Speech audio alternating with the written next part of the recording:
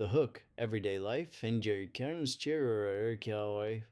young William Marshall. Picture a land where the smell of smoke and manure fills the air, where the sound of iron striking iron rings out from the blacksmith's hut, and where every man, woman, and child knows that life is fragile. This is 12th century England. The kings wear crowns, but their power is shaky. The barons build castles, but they trust no one. The peasants break their backs in the fields, while hunger waits behind every bad harvest. And in the middle of it all, a boy is about to grow into the greatest knight who ever lived. His name is William Marshall, and his life is one of those stories that sounds like a legend, yet every word is true. Before we even talk about tournaments, battles, or the glory of knighthood, let's start with his childhood. William was born around 1146 in the thick of the anarchy, a civil war between King Stephen and the Empress Matilda. His father, John Marshall, was a hard, cunning man who loved power more than peace. When his castle was besieged, John made a deal with the king. He handed over little William, barely 5 years old, as a hostage to guarantee his surrender. That was supposed to keep the boy safe. But when John broke his promise, the king was furious. Imagine the scene. Soldiers drag a child to the walls. A rope is ready. The boy is told he will hang unless his father honors the deal. And then the king delivers the threat. John Marshall looks down from the castle walls and laughs. "I have the hammer and anvil to forge more sons," he says. He is ready to let the boy die.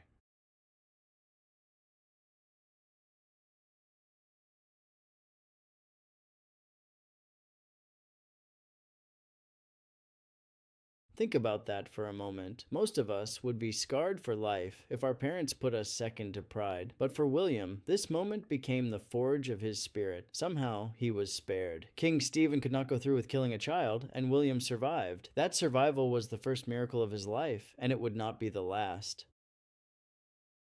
What was the world that little William grew up in? For peasants, life was endless labor, sunrise to sunset, bending in the fields, cutting hay, threshing grain, praying that the winter would not kill them. Their huts were built of wood and mud. The floors were dirt, the roofs thatched with straw, and smoke from the fire filled the single room. The stew in the pot might be thick with beans and barley, or it might be thin enough to see the bottom.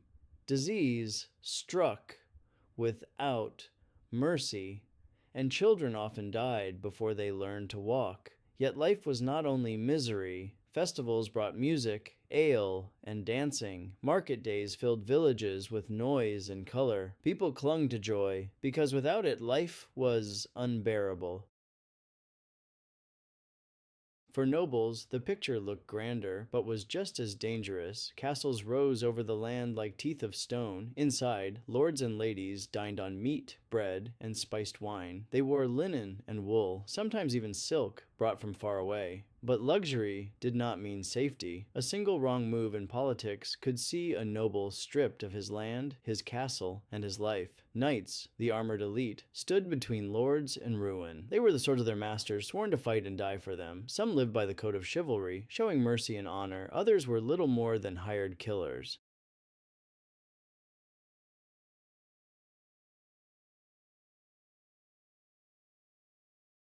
And then there was the church. Priests reminded everyone, from the poorest peasant to the mightiest king, that death was never far away. Heaven and hell were not just sermons. They were painted on church walls, carved into stone, written into the minds of every soul. A knight could win land and glory, but if he sinned, he risked an eternity in fire. That fear drove many men to fight, not just for lords, but for God.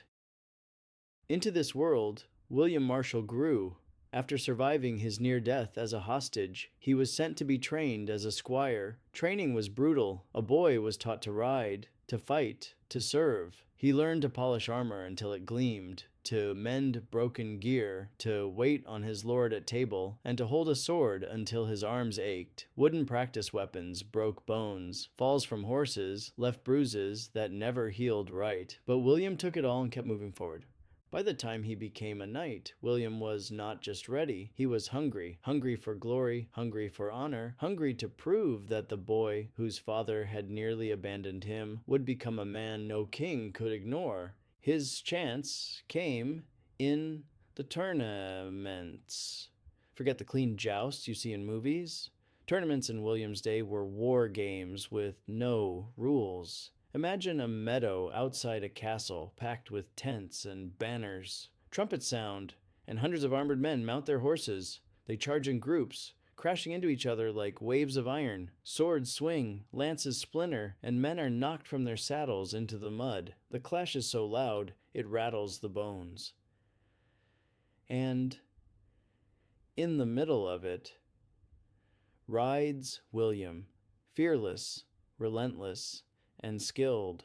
William did not just fight, he won. He captured knights and horses, the prizes of victory, and ransomed them back for gold. This was how a knight built wealth, and William became rich with each triumph. But what set him apart was not just victory, it was his honor. He treated defeated knights with respect. He shared his spoils fairly. Even his enemies respected him. In an age where many knights were greedy and cruel, William became known as the very image of chivalry. Word spread. Lords wanted him at their side. Kings began to notice. And so, step by step, William rose from a boy hostage to a knight whose name carried weight across Europe. William Marshall had proven himself in the tournaments, but tournaments were only the stage. Real power came from service to great men, and fate placed William in the company of a prince who was both his greatest opportunity and his greatest frustration. Henry the young king, the eldest son of Henry II of England. The young king was crowned during his father's lifetime, a strange arrangement meant to secure succession. He wore a crown, but he held no true power. Imagine the pride of being crowned in a cathedral, cheered by bishops and lords, only to return to your hall and realize your father still rules every coin, every castle, and every man. Henry the young king was restless, eager to live like a monarch, but forever treated as a child. And in his need for glory, he turned to tournaments. William Marshall became his master of arms, his champion, his guide in the world of knights. Picture it, a glittering entourage of young warriors riding from town to town across France, entering tournaments with banners flying and horns blaring. Wherever they went, people flocked to see them, peasants leaving their fields to cheer, nobles crowding the stands, vendors selling roasted meat and hot wine. These tournaments were spectacles, part sport, part war, part carnival. And at the center of it all was William Marshall, the indomitable knight who never seemed to tire, never seemed to falter. They say William fought in over 500 tournaments, an almost impossible number. He would charge into the fray, unhorsing knight after knight, capturing them and their steeds, and then ransoming them for fortune.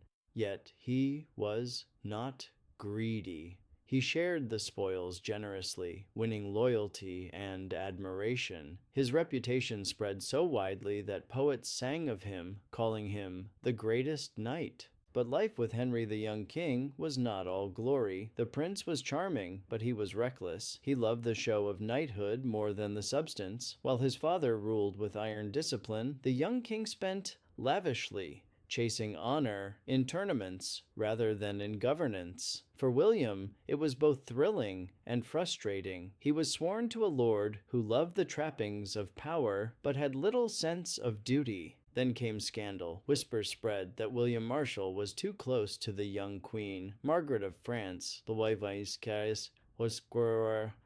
of Henry the young king. Enemies at court accused William of betrayal, of dishonoring his master.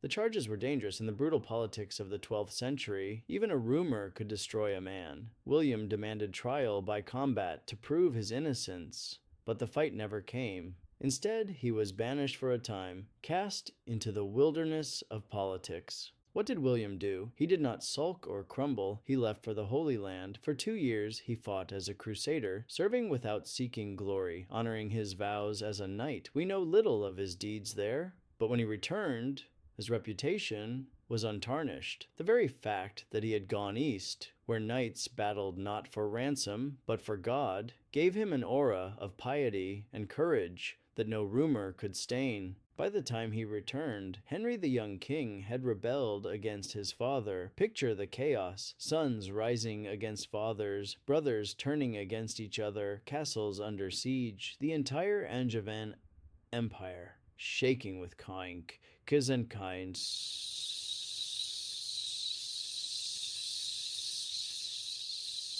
William remained loyal to the young king, even as rebellion tore families apart. He followed him into war through France and beyond, never wavering. Loyalty was William's core, no matter how flawed his master. He served him faithfully. But fate is cruel. In 1183, Henry the young king fell ill during his rebellion. As he lay dying, surrounded by his knights, he asked for William Marshal. Imagine the scene: the once proud prince, sweating and pale, his crown slipping from his brow, confessing his sins and begging for forgiveness. He handed William his crusader's cloak, instructing him to take it to Jerusalem and lay it on the Holy Sepulchre, the tomb of Christ. In that moment, the bond between master and knight was sealed in death.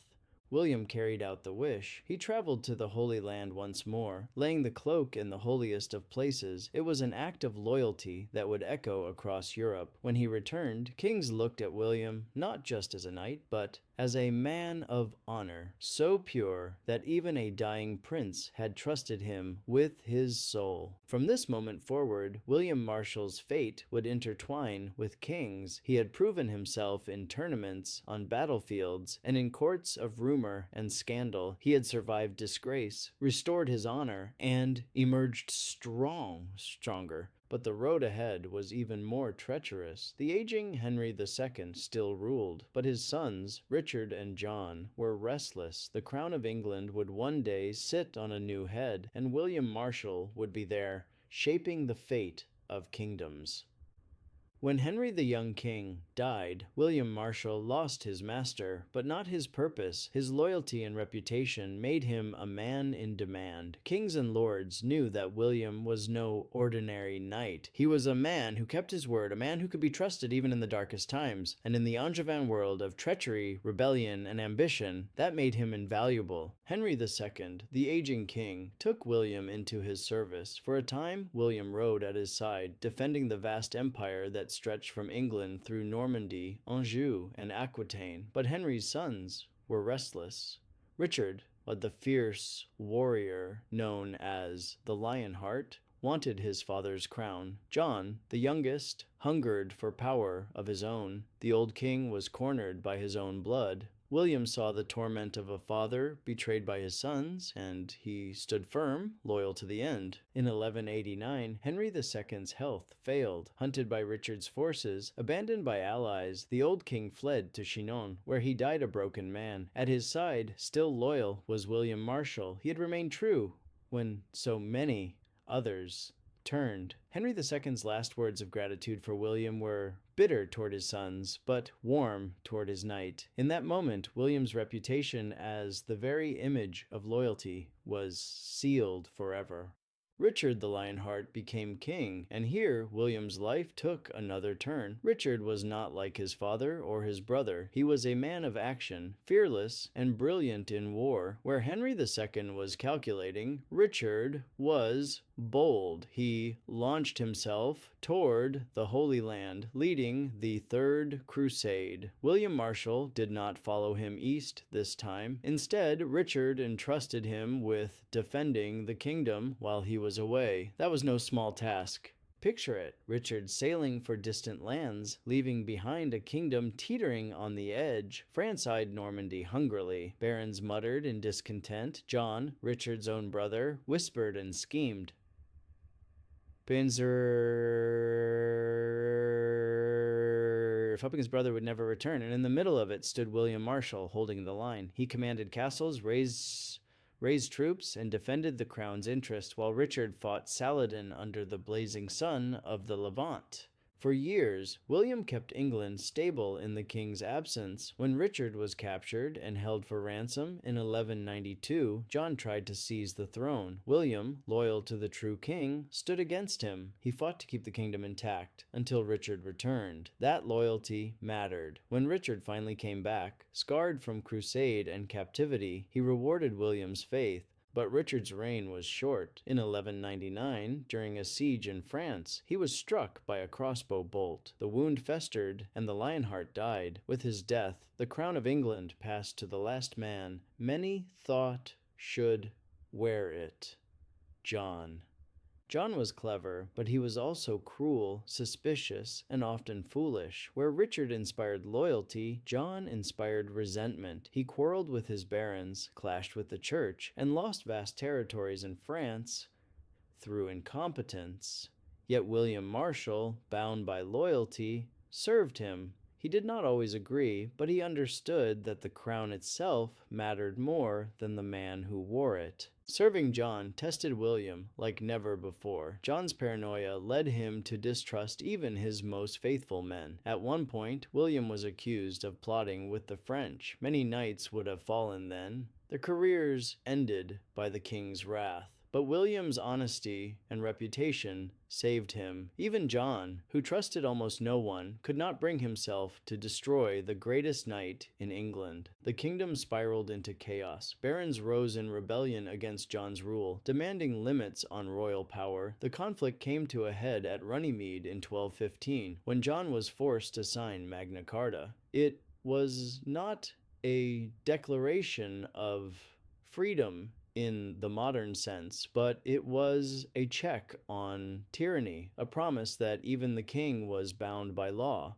William Marshal was there, standing as one of the men who helped bring peace, however fragile. But peace did not last. John broke his word, as he so often did, and civil war erupted. England was on the brink of collapse. French forces invaded, invited by rebel barons. The future of the crown was in doubt. And then, in 1216, King John died, leaving behind a kingdom in chaos and a boy of 9 as his heir. That boy was Henry III. Imagine the scene: the kingdom torn by rebellion, a foreign prince claiming the throne, a child king too young to rule. Into this storm stepped William Marshal, now in his 70s. The old knight, scarred by countless battles, weary from decades of service, was chosen as regent of England. In his hands lay the fate of the crown. At Lincoln in 1217, William rode into battle one last time. Picture it: an old man past 70 climbing into the saddle, his white hair shining beneath his helmet, his sword raised high. He led the charge against the French, rallying his men with the courage of someone half his age. Against the odds, he won. The French were driven out, the rebellion crushed, and the boy king's throne secured. It was William's final gift to England. He had lived through the reigns of 5 kings. He had fought in tournaments, wars, and rebellions. He had been accused of treachery, banished, restored, and exalted. He had stood at the bedsides of dying kings and carried the hopes of a nation in his old age, and through it all, he had remained true. In 1219, William Marshal knew his end was near. He laid down his regency, retired to his estate, and prepared for death. He joined the Order of the Templars, choosing to die as a brother of the warrior monks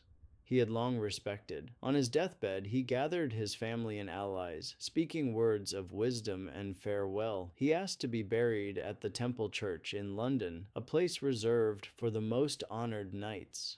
When he died, men wept, for they knew they had lost not just a great knight, but the very model of what a knight could be. His tomb remains there to this day, a silent reminder of a man who lived with loyalty, courage, and honor in an age where those virtues were often in short supply or turned to.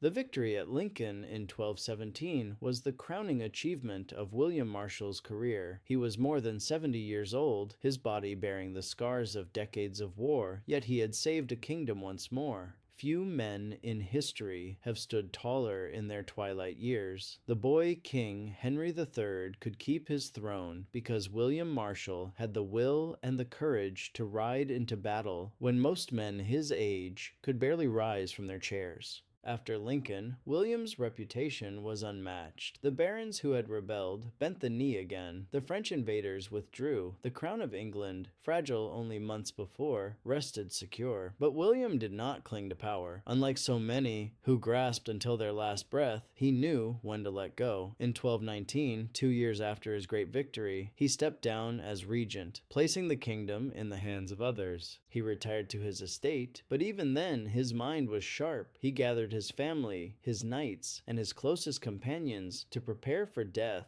with the same discipline he had lived his life. He dictated his will, making sure his lands and titles were passed on fairly. He spoke to his sons of loyalty and duty, warning them not to squander the honor he had built. He did not leave gold or jewels as his greatest treasure. He left his name, his reputation, his example. As death approached, William did something that shocked even his closest allies. He asked to be admitted to the Order of the Templars, the warrior monks who lived by vows of poverty, chastity, and service to God. The Marshal, the greatest knight of his age, set aside his worldly glory to die as a humble servant of the cross. When the white cloak of the Templars was laid across his shoulders, those who witnessed it wept. This was the final transformation of a man who had spent his life in battle, now laying his sword at the feet of heaven. On his deathbed, he called for his children. He gave them advice born of hard experience. To his sons, he spoke of loyalty and patience, reminding them that rash ambition had destroyed many greater men. To his daughters, he spoke of honor and virtue, urging them to be the anchors of their families. He confessed his sins, sought forgiveness,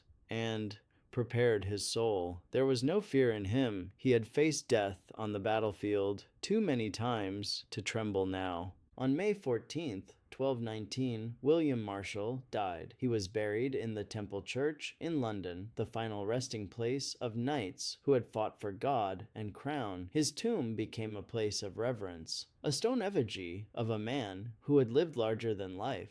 For centuries, people would come to look upon his image, carved in stone, his hands clasped in prayer, his sword by his side, as if ready to rise again at the call of duty. The world he left behind was changing. The age of knightly glory was not over, but it was shifting. The ideals of chivalry that William embodied would be romanticized in stories and poems, even as real knights grew more brutal and mercenary. The Magna Carta he had defended would echo through history, influencing laws and freedoms far beyond his time. The kings he had served would be remembered for their failures and triumphs, but William Marshal would be remembered for something greater. He had lived with unwavering loyalty in an age when loyalty was rare. Why does his story matter now? Because it speaks to something timeless. In our world of shifting alliances, broken promises, and constant change, William Marshal reminds us that loyalty, courage, and honor still matter. He was not perfect.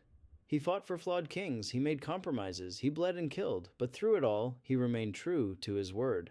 That is why his enemies respected him, his allies trusted him, and history remembers him. Sajams. Imagine the scene one last time. The old knight, his body worn, his hair white, standing before his men at Lincoln. The French army is before him, the fate of England behind him. He raises his sword, knowing this could be his last battle, and then he rides, not for gold, not for glory, but for duty. That is the essence of William Marshal. That is why he is remembered as the greatest knight. What a legendary story. In a quiet village, where the sky brushes the fields in hues of gold, young Mia discovered a map leading to forgotten treasures. Little did she know, her cat Whiskers had a secret. He was the guardian of the map, tasked with guiding Mia to not only the treasure, but also to her destiny. The sun dipped low as Mia knelt in the attic, brushing dust from the fragile parchment. Whiskers purred beside her, tail flicking with anticipation. The map shimmered faintly in the dying light, a faint trail glowing across unfamiliar terrain. "Whiskers, do you think this could be real?" she whispered, excitement twining with fear. The cat blinked slowly, then spoke, his voice low and melodic. "It's as real as the stars above, Mia, but the journey will test more than your courage. It will test your heart." Mia stumbled back, nearly dropping the map. "You can talk?" Whiskers leapt onto an old crate. I was sworn to silence until the true seeker touched the map, and now the time has come. They followed the trail into the forest, the air thick with the scent of pine and something older, more ancient. Shadows danced between the trees as the path beneath their feet turned to silver. Mia clutched the map while Whiskers led confidently, his fur glowing faintly under moonlight. At the heart of the woods, they found a stone archway carved with runes. A soft vibration filled the air. Beyond it, a golden glade pulsed with magic. In the center, a pedestal cradled a crystal orb. "This is it," Whiskers said, his voice suddenly solemn. "But you must choose. Take the treasure or unlock your true power." Mia stepped forward, heart pounding. "I don't want gold," she said. "I want to understand who I'm meant to be." The orb cracked open, releasing a swirl of light that wrapped around her. The forest shimmered, and so did Mia, eyes now lit with ancient wisdom. Whiskers smiled. "Then the world has found its new guardian."